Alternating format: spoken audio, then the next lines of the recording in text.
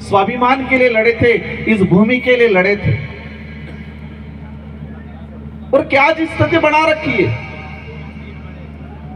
अगर भील समुदाय हो, दलित समुदाय हो, इस क्षेत्र के अंदर रहने वाला कोई भी पिछड़ा समुदाय हो, अगर उनके साथ हीन भावना, उनके साथ शोषण की नीति करने वाला महाराणा प्रताप को सम्मान देने वाला नहीं हो सकता वो व्यक्ति।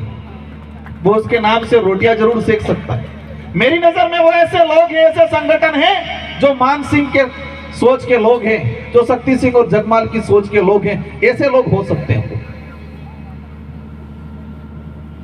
हम सबका सम्मान करना चाहते हैं और जानते भी हैं और चाहते भी हैं, लेकिन खुद भी सम्मान प्राप्त करना चाहता है भील समुदाय। क्यों नहीं देना चाह रहे हो आप सम्मान इनको?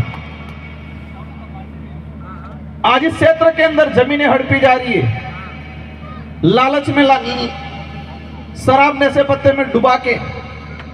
कुंभलगढ़ इस राजसमंद की धरती पे अगर पिछले 20 साल का डाटा निकाल लिया जाए, 20 साल का डाटा निकाल लिया जाए, तो सैकड़ों आदिवासी भीलों की जमीनें हड़पी गई है और उसमें अधिकतर काम पुलिस प्रशासन ने किया है बीच में दिलाने का काम।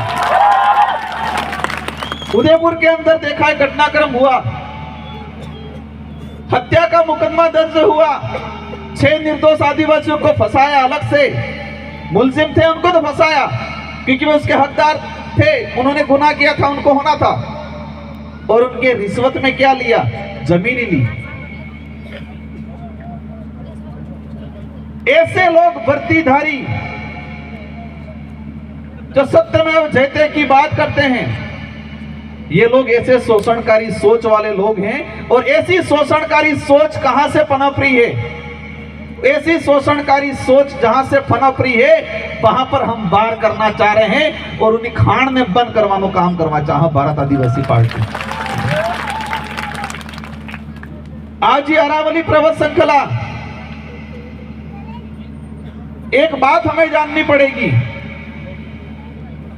जितना खानवा से लेके दिवेर तक के युद्ध में भीलों का योगदान रहा और पूरे अखंड भारत में गुरिल्ला युद्ध फेमस हुआ, और गुरिल्ला युद्ध शायद मेरी जो जानकारी के हिसाब से किसी भी राजा ने कहीं पर भी गुरिल्ला युद्ध नहीं अपनाया। महाराणा प्रताप के वक्त और महाराणा प्रताप से पहले कुंभा के वक्त से गुरिल्ला युद्ध पद्धति अपनाई गई और उससे पूरे देश के राजाओं ने सीखा बाद में, और आज कई प्रशासन भी लोग सीखते हैं गुरिल्ला युद्ध पद्धति क्या थी। तो जितना योगदान भील सैनिकों का रहा, इतना ही योगदान इन अरावली की पहाड़ियों का रहा। अगर ये अरावली की पहाड़ियां नहीं होती कि तो क्या आज इस मेवाड़ को कोई विश्व में देश में जानता? क्यों? क्योंकि अरावली पर्वत श्रृंखला की भौगोलिक परिस्थितियां जो थी, वो मुगल सैनिक और मुगल के जो सेनापति लोग थे, वो इस भौगोलिक परिस्थितियों को नहीं समझ पाए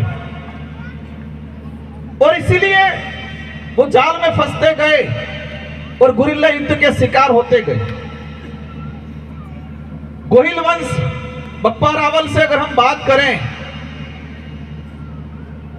800 ईस्वी से बात करें और विशेषकर मुगल काल की बात करें 1500-1600 ईस्वी से, तो जितने युद्ध हुए सारे के सारे अरावली पर्वत श्रृंखला के बीच में हुए।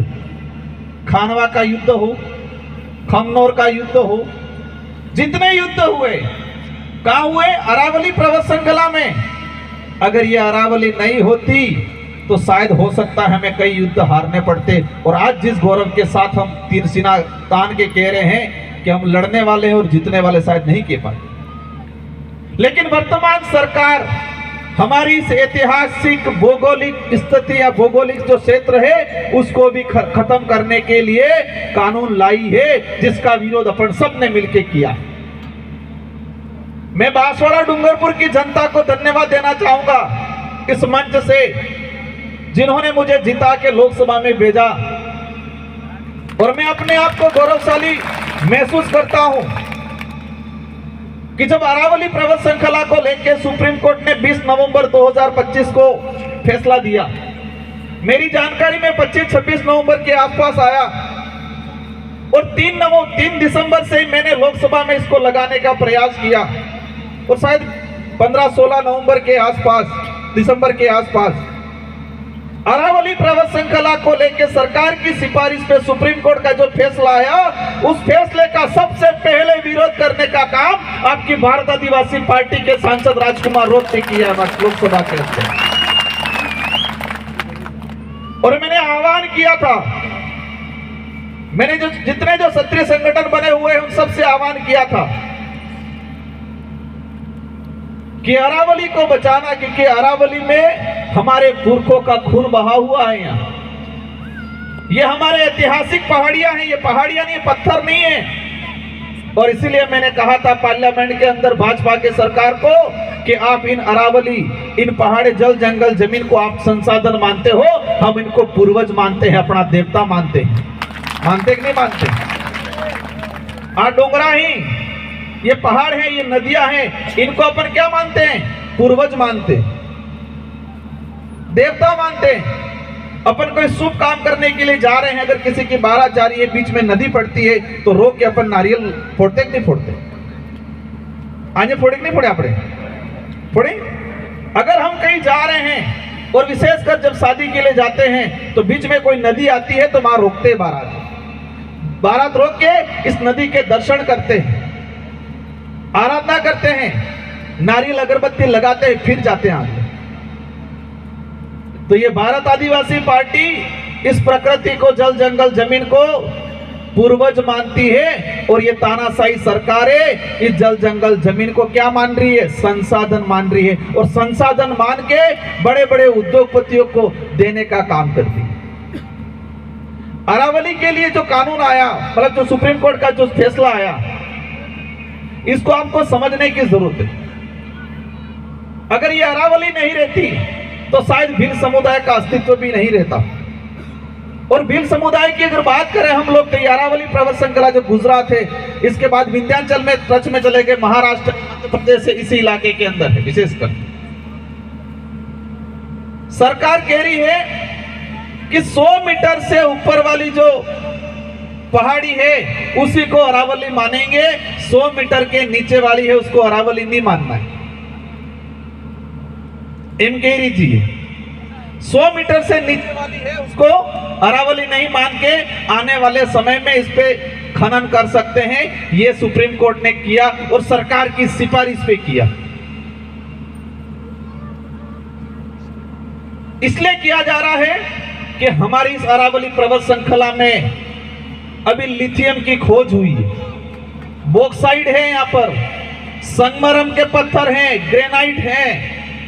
इस अरावली पर्वत श्रृंखला में सारे मिनरल्स हैं और इन मिनरलों को निकालने के लिए विदेशी कंपनियों को लाके लूटने के लिए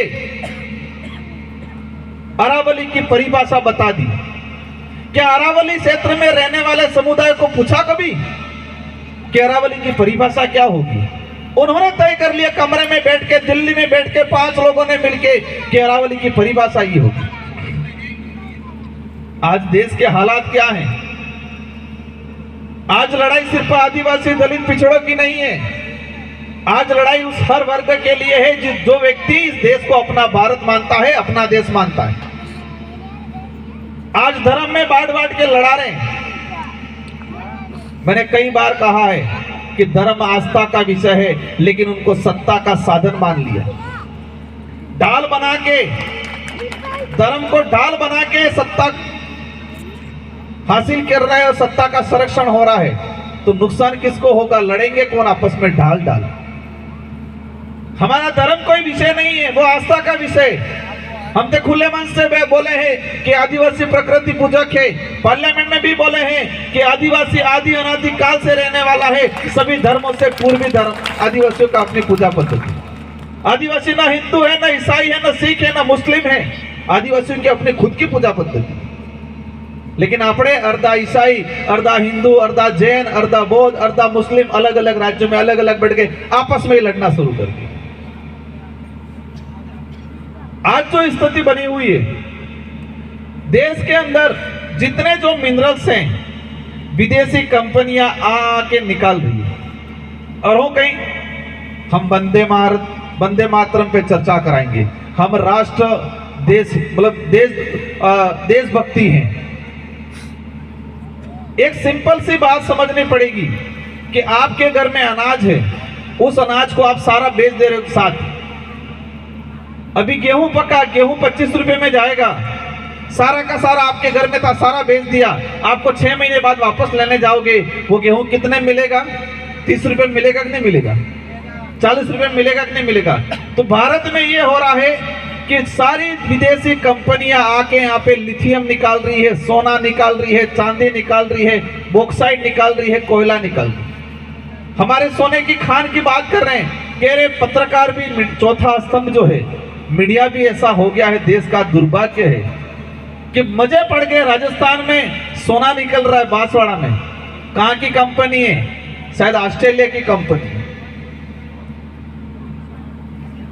हमारे अब जब आप लेने जाओगे, आज इंडिया में वही हो रहा है कि देश के अंदर खनिज कहां कहां है वो खोज की जा रही है, लेकिन जनगणना की बात 2011 से लेके आज तक नहीं की जा रही। 2021 में जनगणना होनी थी लेकिन नहीं कराई। लोग कितने हैं वो नहीं गिना रहे हैं, किस वर्ग की जाति का कितने लोग हैं वो नहीं गिना रहे हैं, लेकिन इस धरती पे कहां कहां मिनरल से वो गिना गिना के निकाल रहे हैं। अंग्रेज तो एक ईस्ट इंडिया कंपनी लेके आए थे, लेकिन आज आजाद भारत में सैकड़ों विदेशी कंपनियां आ रही है यहाँ पर, तो लुटेरे जा रहे हैं। अब हमको समझ में क्यों नहीं आएगा? सरकार की पॉलिसी रही है, क्या पॉलिसी रही है? लोगों को शिक्षा से वंचित रखो, और वो भी कौन सी शिक्षा? गुणवत्ताहीन मतलब गुणवत्ता युक्त शिक्षा से वंचित रखो। पढ़ाना है, छोटा मोटा पढ़ाना है, डिग्री भी देनी है, 12वीं भी पास कराना है, लेकिन वो गुणवत्ता युक्त एजुकेशन नहीं देना चाहिए, सिर्फ डिग्री तक। आज एजुकेशन सिस्टम पूरा खत्म किया जा रहा है। शिक्षा से वंचित रहेगा या क्वालिटी वाली शिक्षा से नहीं, क्वालिटी वाली शिक्षा नहीं मिलेगी तो ही अंधभक्त बना रहेगा। अगर क्वालिटी वाली शिक्षा मળી जाएगा, अच्छी जानकारी मળી जाएगा तो अंधभक्त रहेगा। एवं अंधभक्त काल में होबल तो तुम्हारे राज्यसभा सांसद भाजपा के प्रवक्ता है, गौ माता की बात हुई थी। पूर्वी भारत के अंदर गौ माता भाजपा के लोग कह रहे खा सकते हैं, पता हूं कहीं नहीं कुबड़ वाली को खा सकते हैं, दूसरी को नहीं खा सकते। और हमारे अंधभक्त भी कह रहे हाँ कि लाल वाली गाय है वो गौ माता में नहीं आएगी। तो मैं बोलने वाला हूं, लेटर भी लिखने वाला हूं कि जितने गौरक्षक दल हैं, इन गौरक्षक दल को और पुलिस प्रशासन को भी ध्यान रखना है कि लाल वाली गौ माता नहीं आ रही, कुबड़ वाली गौ माता में नहीं आएगी। कौन सी आएगी? मतलब कुबड़ वाली है वो गौ माता आएगी, लाल वाली नहीं। जर्सी है वो गौ माता में नहीं आ रही, कह रहे हैं। कितने गोरक्षक के नाम पे गो हत्या, तो कोई व्यक्ति अगर बेचारा बेल भी लेके जा रहा खेतीबाड़ी करने के लिए, मार रहे कि नहीं मार रहे? अंधभक्त बना रखा कि नहीं बना रखा? हमने रोके थे 40 लगभग 35 ट्रक रोके थे बांसवाड़ा में, 150 से 200 गोवंश थे, और वो सरकार की श्रेय से जा रहे थे। महाराष्ट्र बांसवाड़ा में हमने रोके थे, हमारे साथी गए थे, और उसमें कुछ गोरक्षक साथी भी आए थे। उन गोरक्षक साथियों को धन्यवाद देना चाहूंगा। हम लोग भी गए थे, मैं भी मदद करने गया, सरकार चुप रही।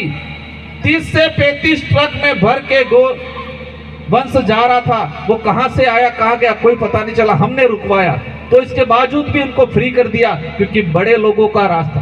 आज देश में 72 बुचड़ खाने, कटला 70 ने 72 बुचड़ खाने हैं, जिन बुचड़ खानों में गोवंश को काटा जाता है। सरकार ने लाइसेंस दिया है, क्या दिया है? सरकार ने लाइसेंस दिया है। और हमारा यहाँ गरीब भाई, कोई आदिवासी दलित पिछड़ा भाई अगर कोई खेतीबाड़ी के लिए जा रहा है, तो अपने आप को कई नारा लगाड़ी हर हर करी जाएंगे, मारने का काम कर रहे। पिछले लोकसभा चुनाव में 2024 में भाजपा की सरकार ने बीफ कंपनियों से, गोमांस की कंपनियों से चंदा लेने का काम किया पार्टी प्रचार में, और आने अंधभक्त सेवा बढ़ा भी रही जाएंगे। मानसिक गुलाम बनाने का बराबर ट्रेनिंग दी जा रही है। और हमारे देश में कई लोग ऐसे हैं जो मानसिक गुलाम बना रहना चाहते हैं। हम चाहेंगे इस पांडाल में जो हमारा विराजमान है, इस क्षेत्र के अंदर एससी समुदाय भी है, माइनॉरिटी भी है, जनरल भी है, ओबीसी भी है। और इस मंच से मैं सभी को कहना चाहूंगा कि हमें अंधभक्त नहीं बने रहना है। राजकुमार रोज भी अगर कोई बात कह रहा है, कितनी सही है कितनी गलत है, उसको परखना है, परखना नहीं पड़ना है। आप हमारी पार्टी को, इसका मतलब ये नहीं कि जो कह दिया वो मान लो, नहीं मानना। मैं खुद कई बार कहता हूं, कितना सही है गलत है वो परखना है। और इस क्षेत्र के लिए मेरा आप सभी से अनुरोध है, भूख से कोई मरने वाला नहीं है। 2 रोटी कम खा लेना, अपने बच्चों को पढ़ाना। 2 रोटी खा लेना, अपने बच्चों को पढ़ाना। शादी और फिजूल खर्ची कम कर लेना, लेकिन कोई जमीन मत बेचना, जमीन मत बेचना। और बच्चों को शिक्षा देना। फिजूल खर्चे वाली चीजों में, इस पाखंड वाली चीजों से हमें बाहर रहना है, तो ही हम हमारे आने वाले समय में हमारे समुदाय का, इस क्षेत्र का भला कर पाएंगे। और सारे युवा साथी हैं, उनको मैं कहना चाहूंगा, आप सबकी जिम्मेदारी है कि गांव गांव जाके, फड़े फड़े जाके भारत आदिवासी पार्टी के, क्योंकि भारत आदिवासी पार्टी ही ऐसी पार्टी है इस क्षेत्र में जो इस क्षेत्र के गरीब तबके का, किसी भी वर्ग का होगा, उन सबका उद्धार करने का काम करेगी। हक अधिकार की लड़ाई यही लड़ सकते हैं। इस क्षेत्र में दोनों पार्टियों ने राज किया, कांग्रेस बीजेपी सब ने क्या किया, बारी बारी से राज किया, बेकू बनाए, छोटो छोटो बस कोई छोटो मोटो आली बेकू बड़ा बार काम की दुए। समय ज्यादा हो गया है, मैं कार्यक्रम में इसलिए मैं निकलने वाला हूं। हमारे भारत आदिवासी पार्टी के वरिष्ठ कांति भाई आदिवासी, हमारे पार्टी के जिला अध्यक्ष 2 से 3 वक्ता रहे हैं। हमें आने वाले समय में क्या क्या करना है इस पे बात करेंगे। और कुंभलगढ़ के जो किला है, उस किले के अंदर जो बस्ती है, जो 300-400 सालों से लोग वहां रह रहे हैं, उनके जमीन के पट्टे को लेके इशू आ रहा है। अवश्य मैं और हमारे विधायक इस बात को आगे उठाएंगे। और यहाँ पर हमारा जो शेड्यूल एरिया में सम्मिलित करने की बात है, टीएसपी क्षेत्र के अंदर जो सम्मिलित करने की बात है, यहाँ पर जो आरक्षण नहीं मिल रहा है, हम लोग प्रयास करेंगे कि आने वाले समय में या तो इस क्षेत्र को उप योजना अलग बना के 12 शहरिया में जो व्यवस्था की है, या तो वो हो, या फिर हमारे शेड्यूल एरिया टीएसपी में इस क्षेत्र को जोड़ा जाए। इसकी लड़ाई हम लोग लड़ेंगे। इन्हीं शब्दों के साथ आप सबको धन्यवाद। जय जोहार का नारा है, आप सबको जय जोहार, जय भीम, जय संविधान। एक जगदीश भाई भलाई की छात्रवृत्ति का जो मामला आया है, मैं समझता हूं इन लड़ाई को, इस प्रकार की लड़ाई हम लोग लड़ते हैं और अवश्य लड़ेंगे। इन्हीं शब्दों के साथ धन्यवाद, आभार, जय जोहार। कोई कोने भी उठे